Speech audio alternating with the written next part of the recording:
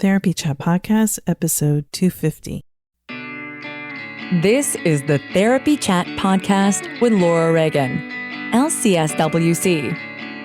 The information shared in this podcast is not a substitute for seeking help from a licensed mental health professional. And now, here's your host, Laura Reagan, LCSW-C.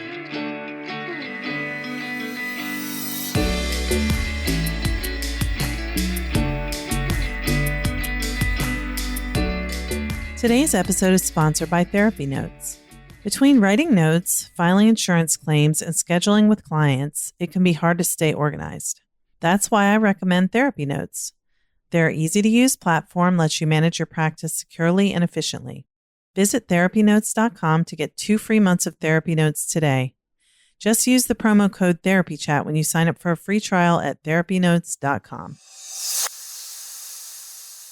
Hi, welcome back to Therapy Chat. I'm your host, Laura Reagan, and you are, if you're listening to this episode when it is brand new, you are hearing this a few days before the presidential election and many other important national and local elections in the U.S. And I really hope that if you haven't done so already, that you are going to vote. Please vote. Vote like your life depended on it, because even if your life doesn't depend on it, there are people whose lives are depending on the outcome of this election. It's really important. Please vote. Before I formally introduce my guest for this week's episode, I want to read a quote that many of you may have already heard that is from Sonia Renee Taylor, the founder of The Body Is Not an Apology. And for me, this is inspiring because I am hoping that after next week, we will begin to heal and recover as a country from what we've been through individually and collectively. Sonia Renee Taylor said, "We will not go back to normal. Normal never was.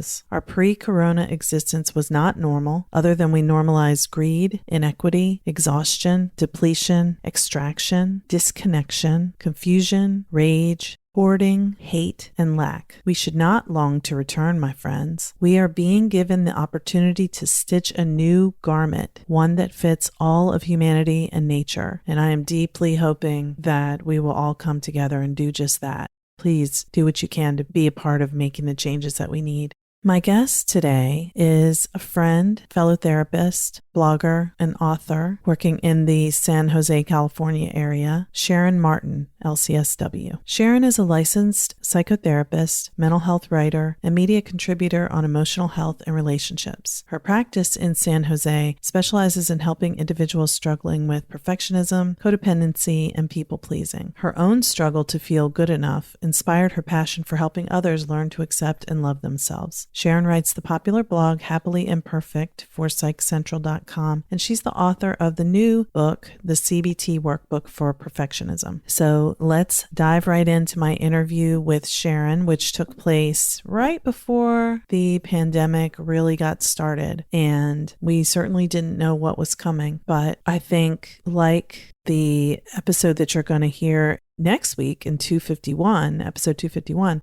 this message remains just as timely, if not more so, as it was when we recorded it back in March 2020. As always, thank you for listening to Therapy Chat. I value you. I'm grateful for you, and your support is keeping us going.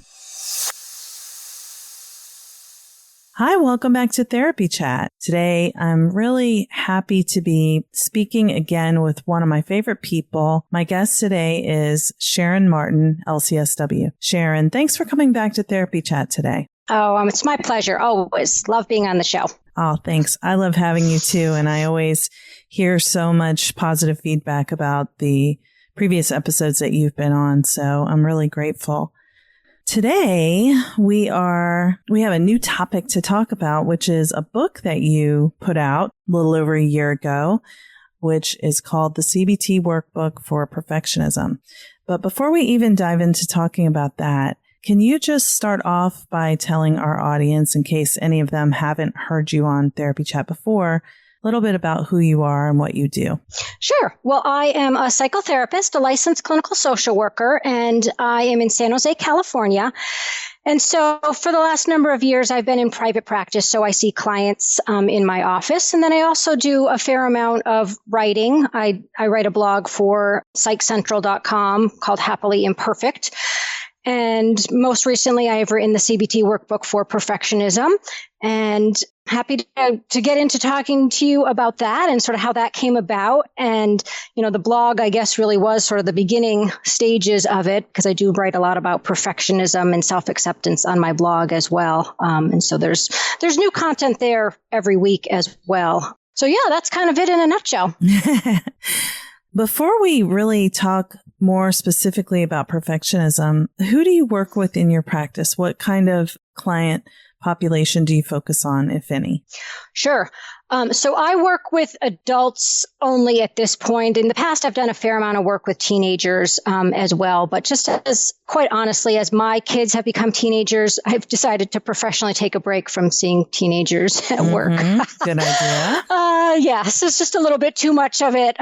So I absolutely love working with men and women around issues of perfectionism and codependency, self-acceptance, the anxiety. Those are kind of the big issues, and they all tend to interweave with each other. So I tend to see clients who have struggled with probably a fair amount of childhood trauma, which they, may or may not have recognized as such, that has led to a number of what I would say are coping strategies that are no longer working so well for them.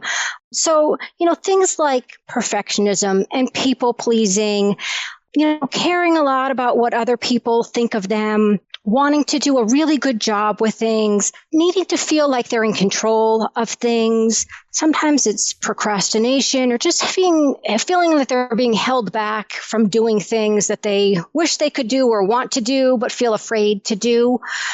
So that's who I see generally. And like I said, it tends to be folks who are struggling with some combination of those things, and they don't necessarily always see how they all connect together. But, over the years of doing my clinical work, I've definitely found that there's a lot of people who struggle with that same set of issues, and the perfectionism sort of just being one piece of it, really.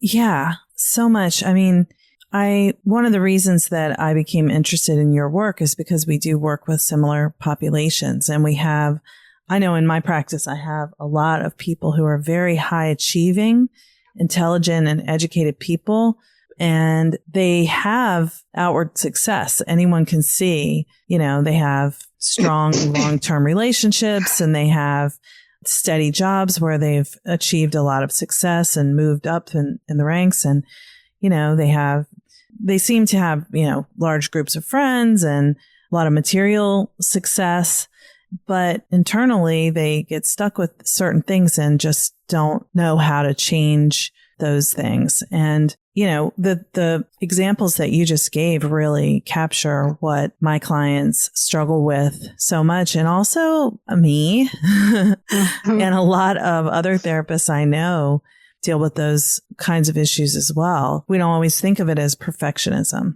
Yes, that's what I find too, is it's almost as if there's sort of two groups of people, those who know they're perfectionists and they readily identify with that label, and others who are kind of surprised that they actually have a lot of perfectionist traits, because it's almost as if the word perfection is a turnoff. Like they can't see themselves as a perfectionist because they feel so imperfect. Right. That they're not necessarily consciously aware that what they're striving for is perfection. And so if we were to describe it as you have set impossibly high standards for yourself, they are so high that there's no reasonable way that you could actually achieve this. And as a result, you are very self-critical. So a lot of people would identify with that definition of perfectionism, because we've sort of taken the word perfection out of it, actually.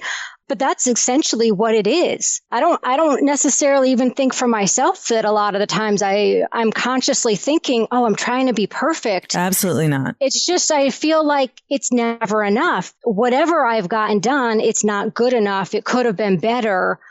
And then I feel crappy because I haven't met that expectations, or I feel like it's not just my own self-judgment. It's also the fear of other people's judgment.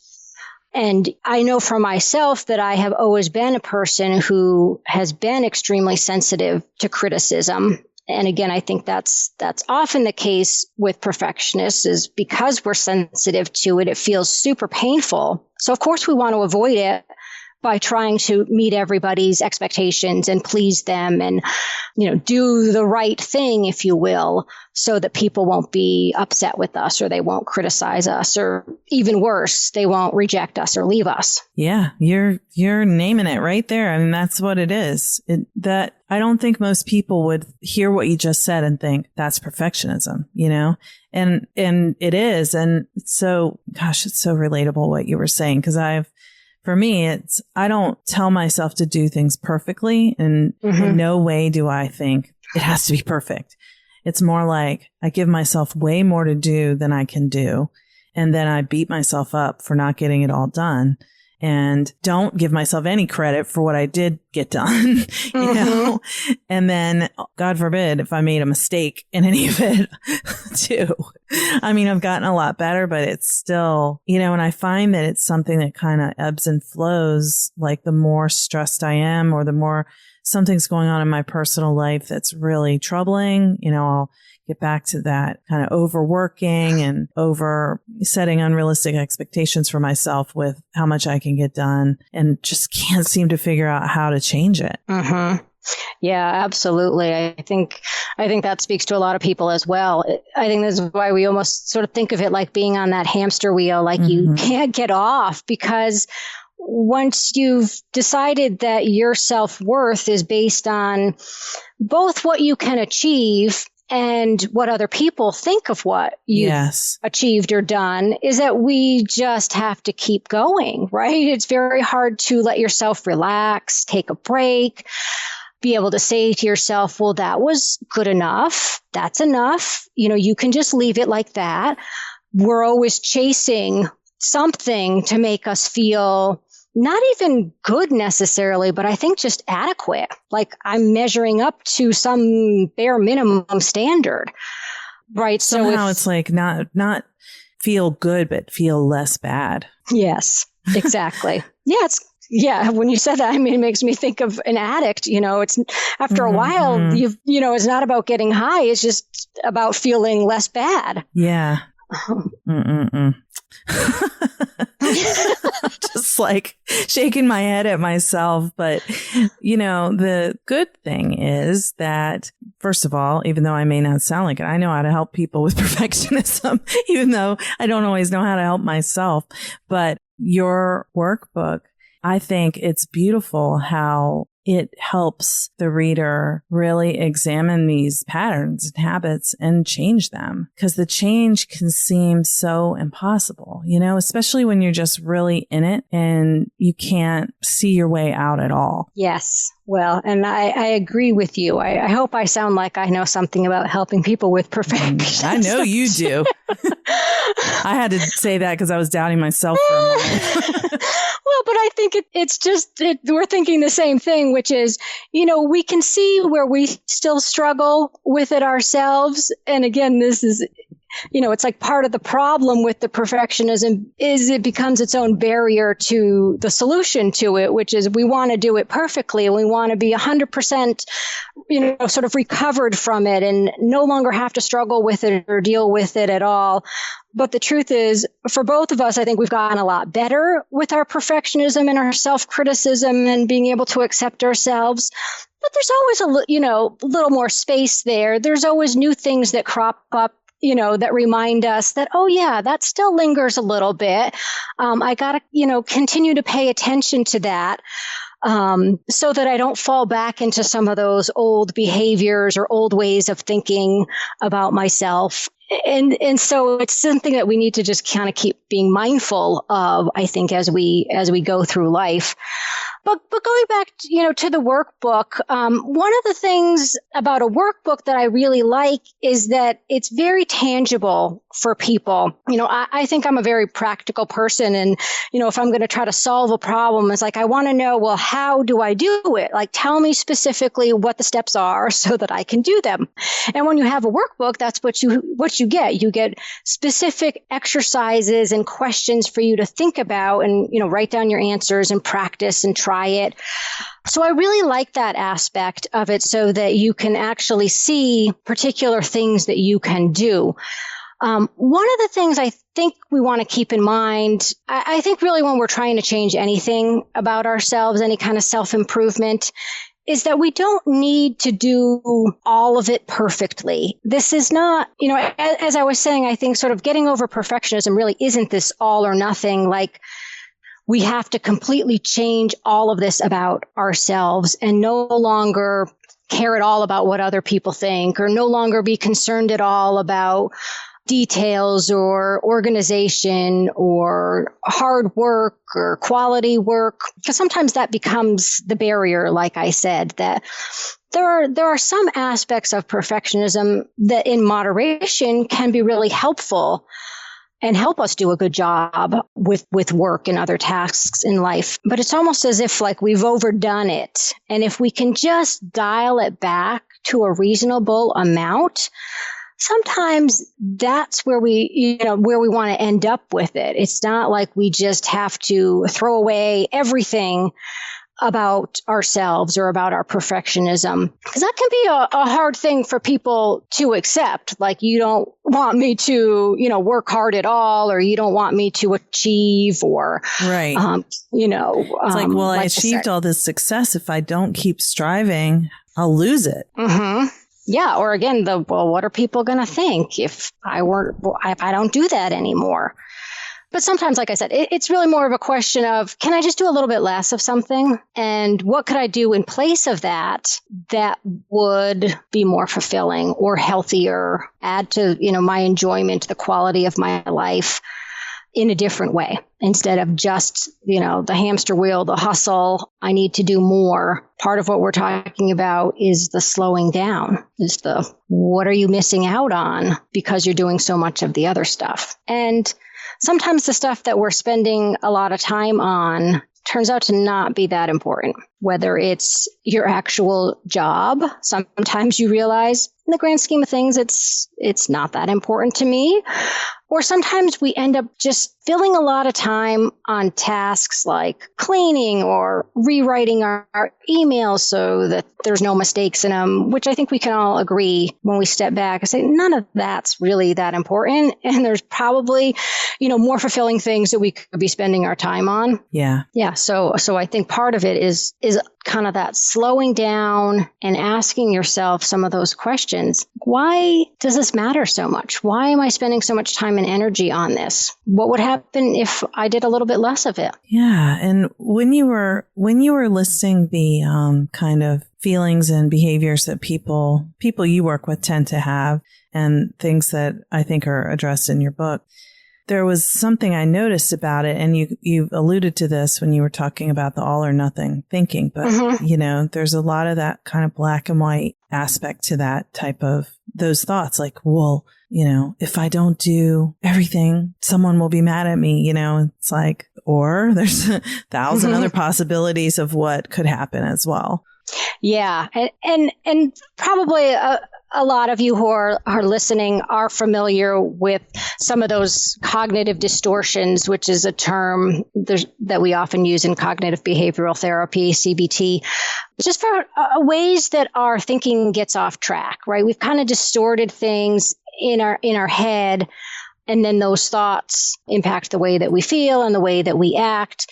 And the all or nothing thinking is a really common one that we all, fall into, but it's definitely a core issue for perfectionists, is that we tend to see things in black and white. It's like it's good or it's bad. I'm successful or I'm a failure. You like me or you hate me. I'm a good mother or I'm a terrible mother. It's very hard to see the middle ground, because in that middle ground, there's the ambiguity, there's the uncertainty, there's the worry and the anxiety. There's the fear of not being good enough. And we're always trying to get to this extreme place because that feels like it's sure. It feels like, oh, that'll be successful and acceptable. And I'll finally, sort of be recognized and get the positive feedback. And I think the love and the acceptance and, some of those things that we really are craving, again, maybe not consciously, but we're looking for something or someone to give us that validation. Let's just pause for a moment so I can give you a little bit more information about why I love therapy notes. I switched to therapy notes a few years ago. I'd say it's about 3 years now, I believe. And I have never regretted it. I was very happy with the EHR I used before, but therapy notes is more intuitive.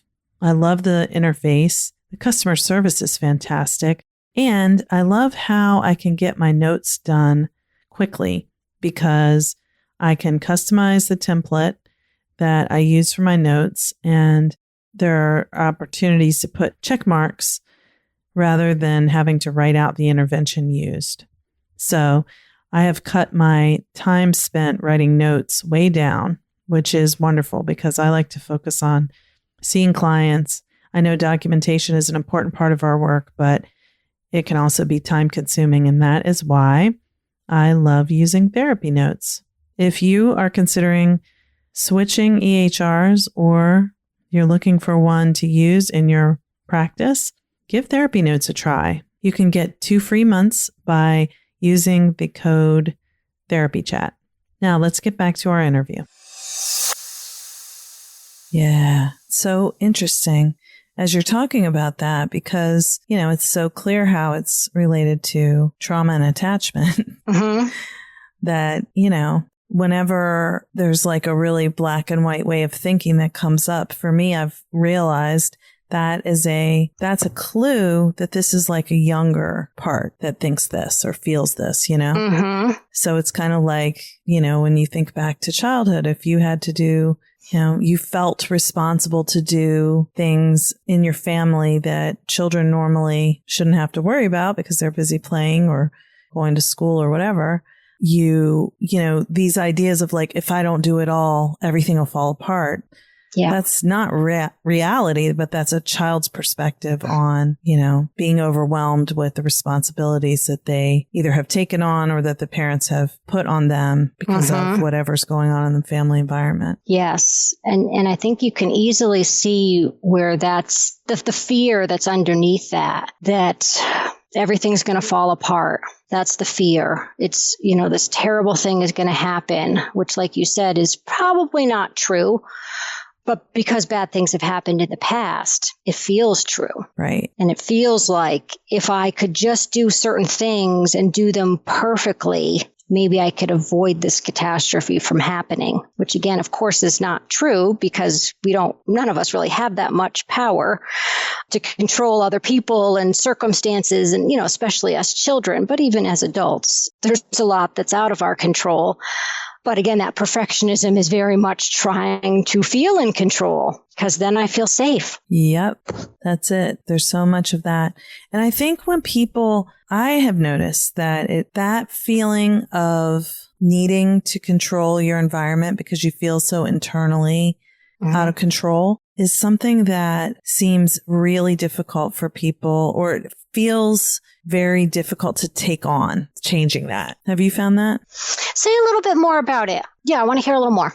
Well, I just kind of think that when someone is kind of behaving in a controlling manner and it's causing problems in their relationships or their kids, their kids are feeling really anxious because the parent is controlling and the parent is being controlling because they're just thinking that if they don't keep everything under control all the time, that something terrible is going to happen. And when someone recognizes that type of behavior, I've often seen that people seem kind of overwhelmed with that it would be too difficult to change that. I guess it's just the fear that if they try to change that, they won't be able to, which is... Yeah, I think like so many things, though, when we're asked to change something, then we have to be able to tolerate the discomfort of the not doing the controlling behavior, right? Like I tend to think of controlling behavior as a way of sort of quieting anxiety, right? That fear, right? So I can temporarily feel less anxious by doing something controlling, telling people what to do or something like that. And then if I'm going to say, okay, well, I really should stop telling my husband what to do because it's causing problems between the two of us, that means when I stop telling him what to do, I'm going to feel anxious. And that's very difficult. Right now, I'm sort of stuck with these uncomfortable feelings. I'm worried about what's going to happen. I'm, thinking he's going to screw it up and do it wrong. And again, sort of the catastrophizing and the all or nothing thinking go crazy here. And it's so much easier right. to just tell him what to do, because then I'll immediately feel better. Yeah. So we need to have something else to do. Like you might think about like, well, what could I replace this controlling behavior with? Like maybe I need to do some self-soothing or something to reduce some of my anxiety. So I find it's helpful, like once we sort of notice that that's the purpose that the controlling behavior is serving, because now I can look for the solution to the real problem. Yeah. Which is I feel anxious and out of control and scared about what's going to happen. Yeah. Well, I think that, although I think the title of your book is wonderful, I think that people would be surprised to realize how much the self-soothing type of exercises and activities are in this book, things that can help you with that, and self-compassion. Yeah.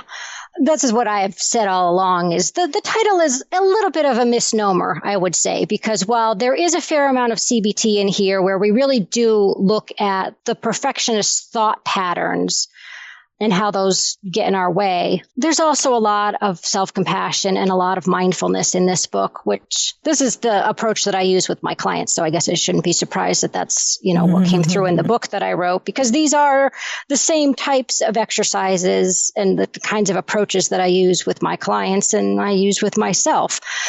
So for me, it feels really like a good combination of different strategies that, we need different things at different times and for, sort of different pieces of the perfectionism, because we certainly do need to change some of our thoughts. But we absolutely, again, anytime we're trying to make a change, I think we need a lot of self-compassion, because it's ripe for the self-criticism and the judgment and feeling like we're doing it wrong or that we're not doing enough. And that's exactly when we need to, stop and say, you know what? The self-criticism is not helpful. It is not moving me in the direction that I want. What will actually help me get there is if I could be kind to myself, if I could be understanding, if I could see that I am making an effort, even if I don't necessarily see all of the results behaviorally. Sometimes that comes later. But again, if you can slow down and really look for some of the little changes. And sometimes those are just, in our thinking, the little shifts in, the beliefs that we have about ourselves, or some of those things left unsaid instead of being said out loud to other people. It's not always easy to spot those things. Yeah. We can get sort of lost in seeking out the big, complete transformation versus the smaller changes that really, the more incremental progress. And that's how I see people change, is incrementally. Sometimes people have a big sort of epiphany and a big shift all at once. But even that is almost always because there were little things moving them in that direction and it just all came together at some point. But it's completely understandable that when somebody is ready to make a change, when they have realized that something is causing a big problem for them and they, want to move past it and find the solutions, that they want to do it quick and they want to do it fully, and we just want to be done with it, right? And that's sort of like what I was saying earlier, is I think even with this, we need to have those realistic expectations that it is a process of changing ourselves. I love that compassionate perspective, really. It's kind of soothing just to even hear you talking about it. Well, what I find is that often you don't need to change something completely or get over or even heal something 100%. I mean, sometimes I'm not even sure what that means, but if instead of having a goal of never having a perfectionist thought or never doing particular perfectionist behaviors, my quality of life, quite honestly, can get a lot better. Maybe even if I just made a 50% improvement, which often feels a lot more doable to people, and that's motivating. Yeah, if you actually thought, well, can I make this small change, and then you can feel the satisfaction of achieving that. Yeah, it's very similar to what we often hear when we want to make changes to our physical health, like our diet or exercises. If you can't, get to the gym and do hour-long workout every day, that doesn't mean we shouldn't do anything. It doesn't mean the extra flight of stairs and the, parking farther away, from the stores doesn't add up and have any benefit.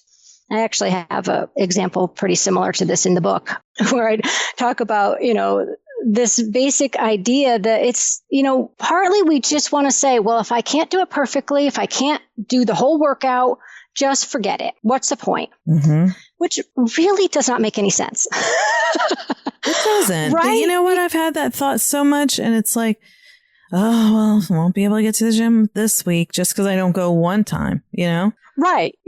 But I could, maybe I don't have time to go to the gym today, but maybe I have time for 15 minutes walk around the block. And that does have benefit. Right. There is a benefit in doing some of something or doing something imperfectly. Yeah. It's so clear when you say it like that, but it's those thoughts are like, so you don't even notice how it doesn't make sense when you think it. Well, right. And that's exactly why we as, mental health professionals talk about them as distorted thoughts, is because they aren't realistic, right? They don't make sense. Really, they're not based on facts anymore. This is ourselves that have twisted up our thinking into, there's only one right way of doing it. And why bother doing it if I can't do it this particular way? Well, I think, it's really refreshing to talk about this honestly. And I'm wondering if you would be willing to tell us a little bit about what made you decide to write this. Well, I think it's probably obvious at this point.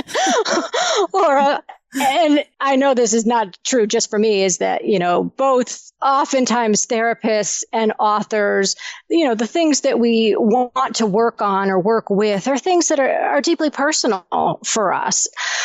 So absolutely, this has, been my own process of self-acceptance and trying to be less self-critical and more compassionate with myself and letting go of some of, these kind of perfectionist thoughts.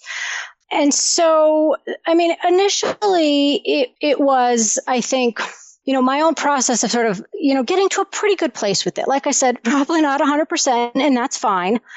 And then being interested in helping other people do the same thing. And really, like I was saying earlier, seeing the connection between these various pieces of perfectionism and other issues, and seeing how that all work together, and being able to help other people with it.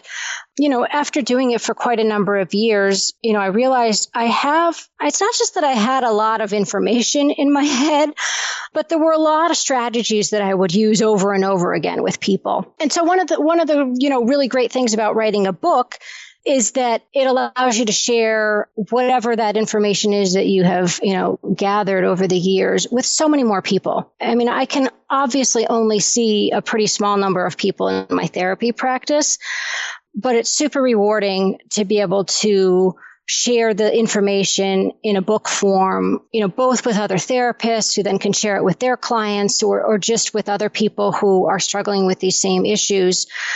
So yeah, it really was, kind of this natural outpouring, I would say, of really just feeling like, okay, I've figured out, a pretty good amount of this.